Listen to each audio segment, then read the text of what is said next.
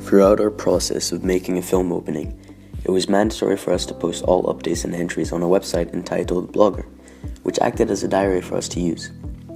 These blogs that we posted included entries such as storyboard, behind the scenes, and character profiles. We began using Blogger at the very start of the course, practicing how to use it whilst we made our preliminary film opening. Week by week, our blogs became more consistent and more detailed in regards to the content. Blogger is packed with features that made this an easy process, like the Google integration, which allowed us to attach YouTube videos to the post to display our content. Also, the fact that it is an online platform allowed us to access it from any computer, which made it much more convenient, as well as allowing the teacher to check our work and giving us direct feedback.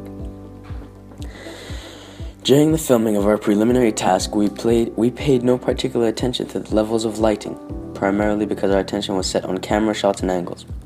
Our main task, however, was quite organized. Although this was unintentional, our first shot contained very low levels of lighting, which became dimmer as Chris walked into the room.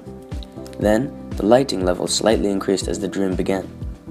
Due to the extremely ethereal environment in the final project, an abandoned school, we were forced to go along with the absence of artificial lighting, which limited our ability to differentiate between light and dark environments. Nevertheless, we altered our camera angles and shots. An example of this would be the point of view shot of Chris looking down at his bloody hands, to allow the audience members to feel as though they are experiencing the journey with him. The shots done with the chase scene had generally high levels of lighting, although scenes such as the death Chris contained relatively large amounts of darkness. We also benefited from the time of day during our filming, although we planned out the filming time very accurately, coming in the afternoon where visibility was perfect for the shooting. Slight changes in weather, such as rain, gave us the ability to record shots with different lighting levels. As we filmed through the course of 2 days, some altering shots were done separately on different days, making these shots seem different in their light levels due to the different times of day. However, many shots in the wandering around sequence during the early stages of the opening we did on a completely different day, eliminating the changes of different light shades, which could have been present if the shots were done in different times of day. Digital effects gave us the ability to insert artificial light, which mostly consisted of darkening a shot or adding an increase in saturation. The internet played a big part in the development of our final project, in terms of both resources and knowledge. We used a variety of music in our film opening. However, most of these music clips were acquired from the internet from a website which is specialized in a collection of music clips that were available to the public. Thanks to the internet, we were able to acquire these sound effects and music clips that would have been difficult to create in real life, specifically with our lack of musical talent.